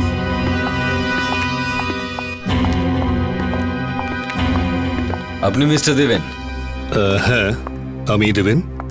ইনি আমার স্ত্রী প্রিয়া, উনি আমার মা। আপনারা একবার এই ছবিটা দেখুন। এই মেয়েটাকে দেখেছেন আপনারা কখনো? এটা তো নন্দিতা। নন্দিতা? হ্যাঁ, নন্দিতা আমার ম্যাগাজিনের এডিটার। ও আচ্ছা, এই নন্দিতা কি কাল রাত মোটামুটি 10টা নাগাদ এসেছিল?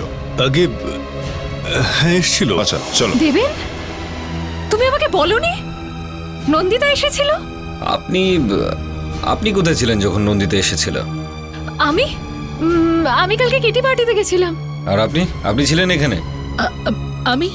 আমি শপিং করে ফিরছিলাম। ও, তার মানে যখন নন্দিতা এখানে এসেছিল তখন আপনি ঘরে একা ছিলেন?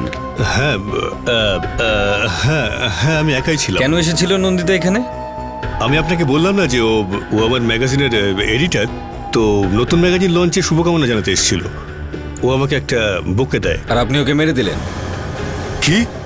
আরে না, আপনি কি বলছেন কি? হ্যাঁ, তুমি ওকে মেরেছো আর তারপর ওর লাশটাকে ওই স্ক্র্যাপ ইয়ার্ডে গিয়ে ফেলে দিয়েছো। আরে না না, আমি এমন কেন করবো? ও তো এখানে মাত্র 10 মিনিটের জন্য এসেছিল আর বলছিল যে অফিসে ফটোশুট আছে, তাছাড়া সবাইকে শুভকামনা জানাতে হবে আর বকে গিফট করতে হবে, আর চলে যায় অফিসে। ও চলো, তোমরা অফিসে যাই একবার। আসুন চলো আসুন আসুন।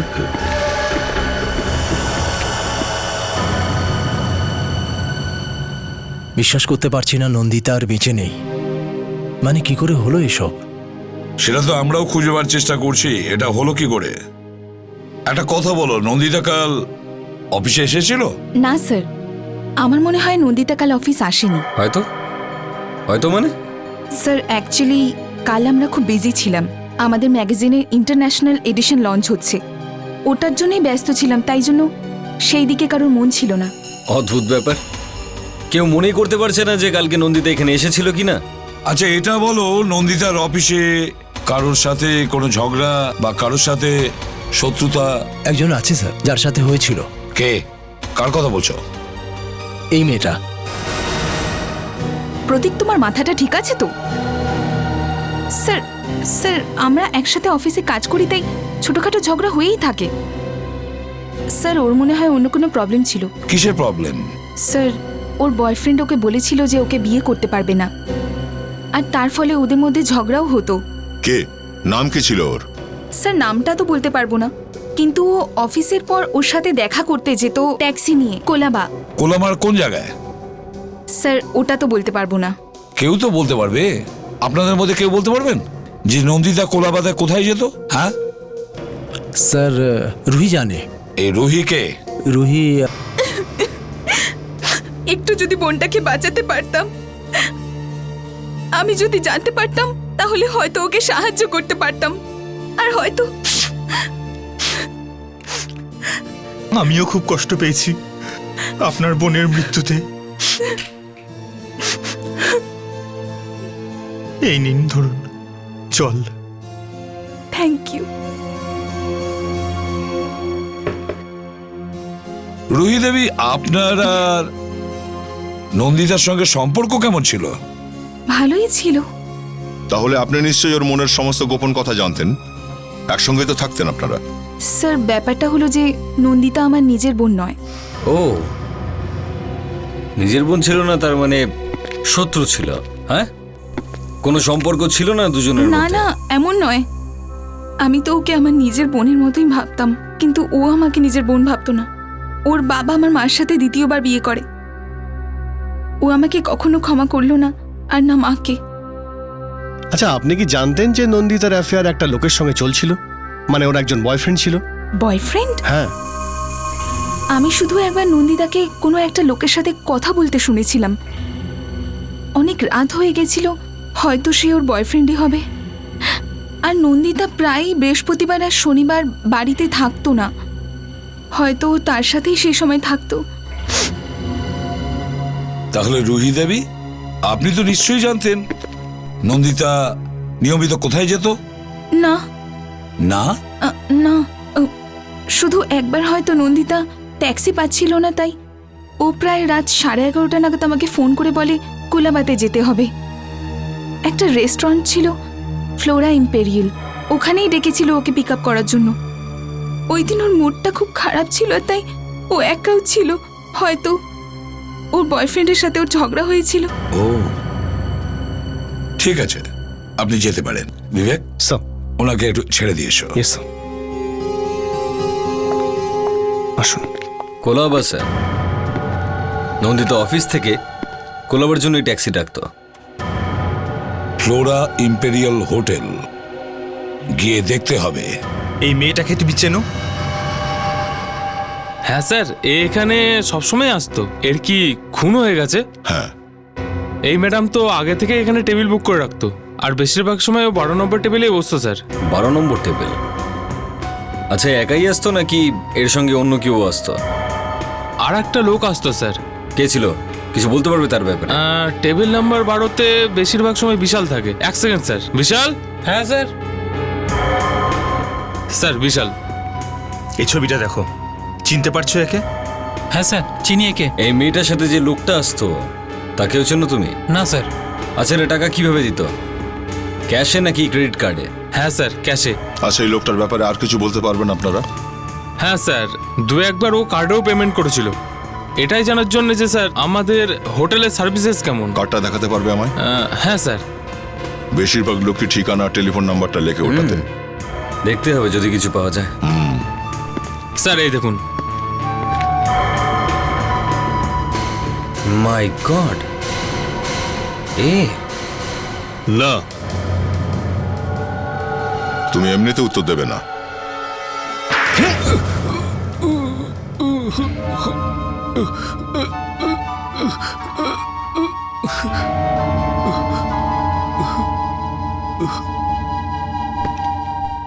কেন মারলি নন্দিতাকে?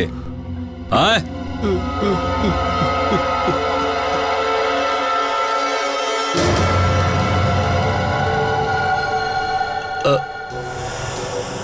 আমি মানছি যে আমার নন্দিতার সাথে অ্যাফেয়ার চলছিল। তাইও বলছিল যে ওর সঙ্গে বিয়ে করে নিতে, আর বিয়ে তো তুমি করতে পারতে না, কারণ তোমার এক স্ত্রী বাড়িতে বসে আছে।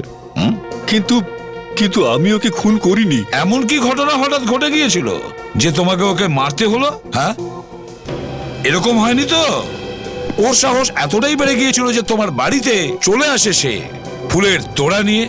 আমি ওকে বোঝানোর চেষ্টা করেছিলাম। হ্যাঁ হ্যাঁ, সেটা তো আমরা ভালো করেই জানি। কিভাবে ওকে তুমি বুঝিয়েছিলে? ওর মৃত্যু তোমার বাড়িতে আসার পরে হয়েছিল, বুঝেছ? না না। কোথায় গিয়ে মেরেছ ওকে? বাড়িতে? তারপরে ওর লাশটাকে নিয়ে গিয়ে বাইরে ফেলে দিয়েছো? না স্যার, না। আচ্ছা, কোনো সাক্ষী আছে যে বলতে পারবে যে বাড়িতে কিছুই হয়নি? তোমার ওয়াইফ ছিল বাড়িতে যখন নন্দিতা হঠাৎ করে চলে এসেছিল? মা ছিল? না। কেউই ছিল না বাড়িতে। ভালোই সুযোগ ছিল নন্দিতাকে খুন করার। কিন্তু আমি ওর খুন করিনি। যখন ও আমার বাড়ি থেকে যায় তখন ও বেঁচে ছিল। শুধু তাই নয়, ও আমাকে হুমকি দিয়ে যায় যে সবার সামনে ও ও ও বলেই ছাড়বে যে সত্যিটা কি। হ্যাঁ, এবার পথে এসো, সত্যিটা বেরিয়ে পড়লো।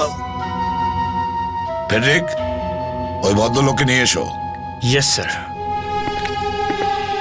তোমার কাছে সাক্ষী নেই,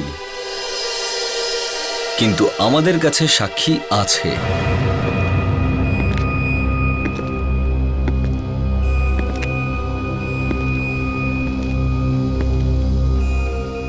এই ভদ্রলোক দেখেছেন খুন হতে। কিন্তু কিন্তু খুন তো রিক, এনার ফেসটা দেখাও।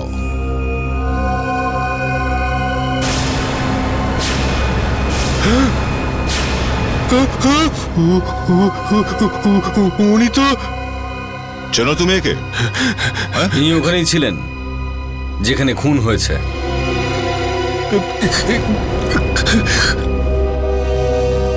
এতটা ভয় পেয়েছো যে তুমি মুখ ঘুরিয়ে নিলে? উনি উনি উনি উনি আমার ড্যাডি। কি? বাবা? তোমার বাবা এইভাবে রাস্তায় ঘুরে বেড়াচ্ছে? ওনার নাম চন্দ্রকান্ত। আমি আর আমার ওয়াইফ ওনাকে মুম্বাইয়ের বাইরে ছেড়ে এসেছিলাম। কেন?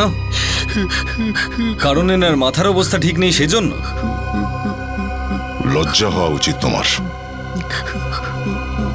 ফেডরিক, চন্দ্রকান্ত বাবুকে নিয়ে যাও। চলুন। দেবেনের অ্যাফেয়ার চলছিল, আমি তো জানতেই পারলাম না। জীবনে এই দিনটাও যে দেখতে হবে বুঝতে পারিনি। এর আগে কখনো এসেছিল বাড়িতে? এমনিতে তো ওর যে কোনো অজুহাতে আসা যাওয়া ছিলই, কিন্তু অ্যাফেয়ার হবে এটা তো। তোমার নন্দিতার সাথে ভালো বন্ধুত্ব ছিল? এনার সাথে, দেবেনের সৎ মা, এনার সাথেই সব থেকে বেশি কথা হতো। তখনই আমার বুঝে যাওয়া উচিত ছিল যে ইনি জানতেন।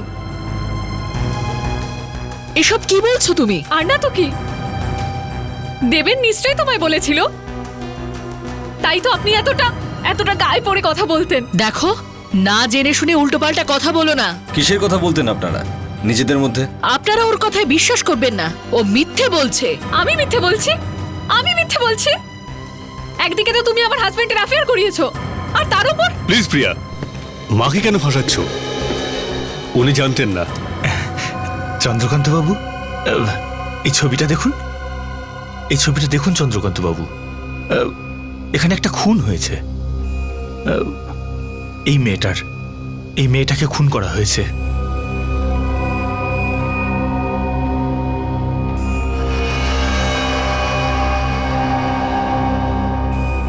মনে পড়ে যাবে, মনে পড়ে যাবে, ডোন্ট ওয়ারি। দেবেন, সত্যিই কি ইনি জানতেন না যে তোমার নন্দিতার সঙ্গে একটা অ্যাফেয়ার চলছিল? হ্যাঁ, জানতেন না?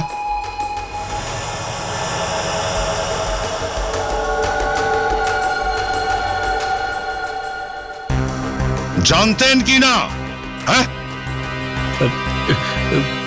অল্প অল্প। দেখলেন, এরা দুজন মিলেই কিছু করেছে। হ্যাঁ, এরা দুজনে মিলেই কিছু একটা করেছে। প্রথমে তো নিজের বাবাকেই বাড়ি থেকে বের করে দিয়েছে। কিন্তু আমাকে তো ওরা দুজন বলেছিল যে ওকে হসপিটালে রাখা হয়েছে। আর আপনি তা বিশ্বাস করলেন? লজ্জা করলো না? স্বামী রাস্তায় পাগলের মতো ঘুরে বেড়াচ্ছে আর তোমরা ঘরে বসে আনন্দ ফুর্তি করছো।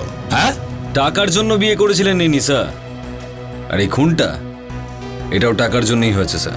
না, এরকম ব্যাপার নয়। এরকমটাই হয়েছে। নন্দিতা হয়তো বলেছিল একে আমাকে বিয়ে করে নাও, হ্যাঁ, কিন্তু এ প্রিয়াকে ছাড়তে পারছিল না, কারণ ঘরের সমস্ত টাকা পয়সা প্রিয়া রোজগার করে আনতো। তখন মা আর ছেলে দুজনে মিলে ভাবলো নন্দিতাকেই রাস্তা থেকে সরিয়ে দেওয়া যাক, না থাকবে বাঁশ না বাজবে বাঁশি। কে? কিন্তু এরা এটা ভেবে দেখেনি যাকে এরা বাইরে ছেড়ে দিয়ে এসেছে সেই একে খুন করতে দেখে ফেলেছে।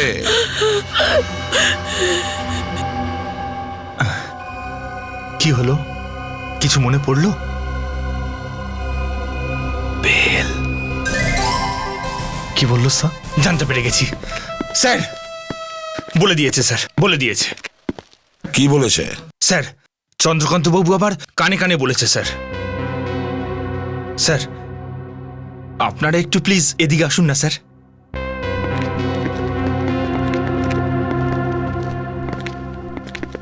চন্দ্রকান্ত বাবু শুধু একটা কথা বলেছে স্যার। কি? কি বলেছে? বেল। বেল? হ্যাঁ স্যার, ঘন্টা। ঘন্টা?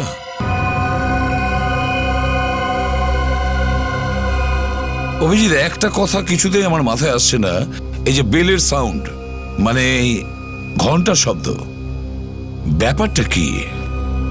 স্যার, বেলের আওয়াজ দিয়ে চন্দ্রকান্তবাবু হয়তো খুনির ব্যাপারে কিছু বলতে চান।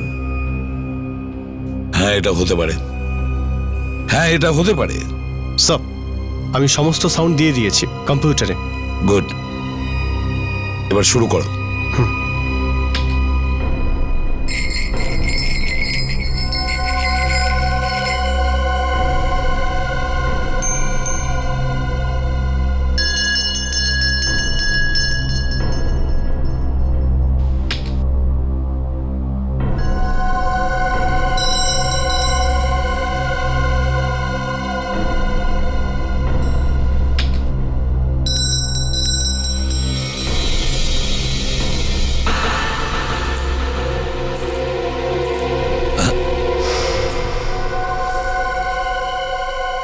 বিবেক, থামা। একটু আগে যে সাউন্ডটা তুমি শোনালে, ওটা আবার চালাও।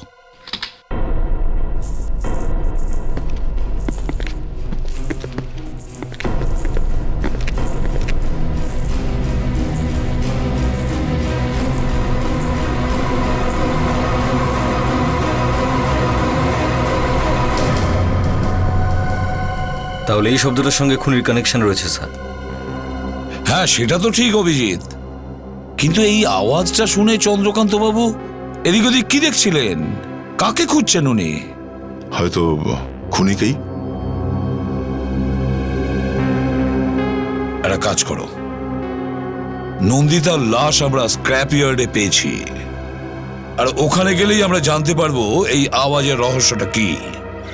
এই হিলের টুকরোটা আমরা এখানেই পেয়েছি, এখানে। হয়তো যখন ও নিজেকে বাঁচানোর জন্য পালাচ্ছিল তখনই এটা ওর স্যান্ডেল থেকে ভেঙে পড়েছে। কিন্তু বেশি দূর পালাতে পারেনি, আর এইখানেই খুনি ওর গলাটা কেটে দিয়েছিল। স্যার, যদি ওই মেয়েটা এখানে পড়েছিল আর তার এতগুলো রক্ত বেরিয়ে গেল, তাহলে সে এখান থেকে অত দূর অবধি হেঁটে গেল কি করে, যেখানে তার লাশ পাওয়া গেছে? মৃত্যুর পর কি আবার বেঁচে উঠেছিল? তার মানে হচ্ছে ফ্রেডি ও বেঁচে ছিল। মৃত্যু যখন সামনে থাকে তখন মানুষের একটা শক্তি চলেই আসে। এখন প্রশ্নটা এটাই যে নন্দিতা এখানে এসেছিল কেন? কেউ ডেকেছিল হয়তো ওকে দেখা করার জন্য। হতেও পারে, কিন্তু দেবেনের বাড়ি থেকে বেরিয়ে তো ট্যাক্সি ধরেছিল, আর এখন ওই ট্যাক্সি ড্রাইভারকে পাইনি যে ট্যাক্সিতে ও এখানে এসেছিল। স্যার, ও এখানে ট্যাক্সিতে আসেইনি। তার মানে? তাহলে কি করে এসছে? ও এখানে অন্য কারো গাড়িতে এসেছিল। তার মানে দেবেনের বাড়ি থেকে যখন ওই ফুলের বুকেগুলো নিয়ে বেরোলো তখন অন্য কারোর সঙ্গে দেখা হয়েছিল? হ্যাঁ স্যার। স্যার, ওর সঙ্গে 14-15টা ফুলের বুকে ছিল সব, আর সবাইকে সবকটা দেওয়া ছিল। তাই স্যার, আমার যতদূর মনে পড়ছে দেবেন তখন বলছিল নন্দিতা যাওয়ার সময় এটা বলেছিল যে ও অফিসে যাচ্ছে। অফিস? ভেরি গুড ফ্রেডি, কখনো কখনো তোমার ঠিক টাইমে অনেক কিছু মনে পড়ে। চলো অফিসে যাই।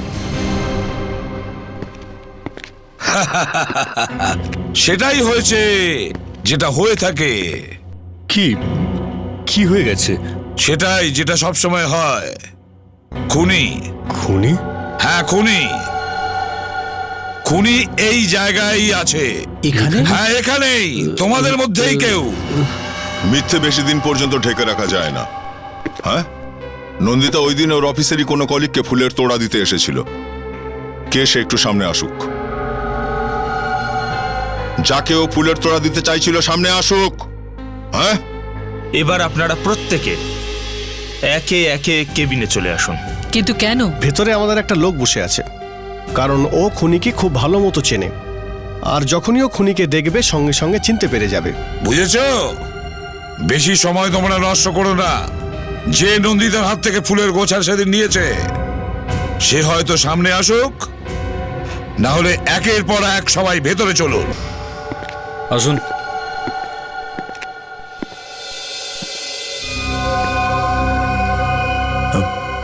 চন্দ্রকান্ত বাবু, একটু ভালো করে দেখুন, একে কি আপনি চিনতে পারছেন?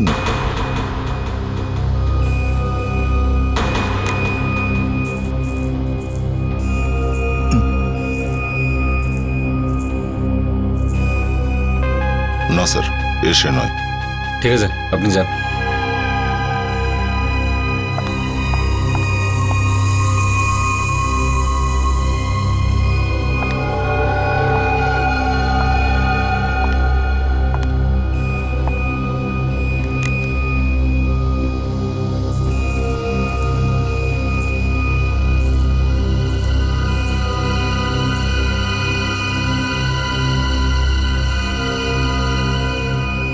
আমি যাই। না, যাবেন না, বাইরে দাঁড়ান। দেবেন বাবু আপনি আসুন। আমি? হ্যাঁ আপনি চলুন।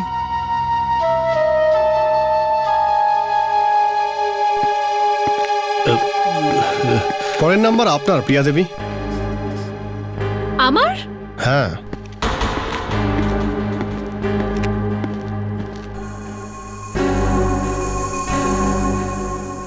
বিবেক, প্রিয়া ম্যাডামকে ভিতরে পাঠিয়ে দাও। Yes sir. চলুন।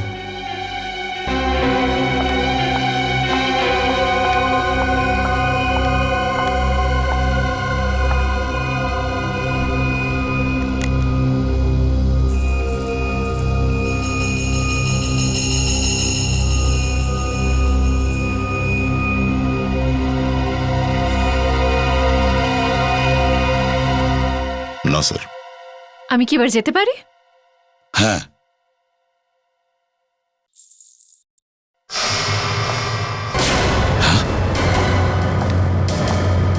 এক মিনিট প্রিয়া দেবী।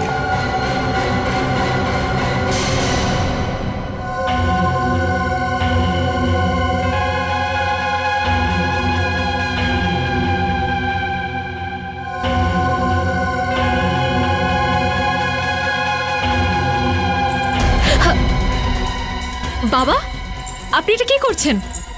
বাবা আমার হাতটা ছাড়ুন। বাবা আমার হাতটা ছাড়ুন। বাবা হাতটা ছাড়ুন আমার। বাবা আমাকে যেতে দিন, ছাড়ুন।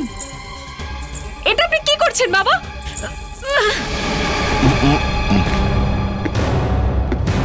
তাহলে তুমি? হ্যাঁ, প্রিয়া, কি হয়েছে? আরে কি হয়েছে প্রিয়া? কিছু না, সেটাই হলো যেটা সব সময় হয়। খুনি ধরা পড়েছে। সরি, পড়েছেন। হ্যাঁ, কে সে? এই সে যে তোমার সামনে দাঁড়িয়ে। প্রিয়া, তুমি? হ্যাঁ আমি। কিন্তু সব দোষ তোমার। আমার? হ্যাঁ তোমার। আমি তোমার আর নন্দিতার ব্যাপারে আগে থেকে সব জানতাম। ওই দিন যখন নন্দিতা বাড়িতে এলো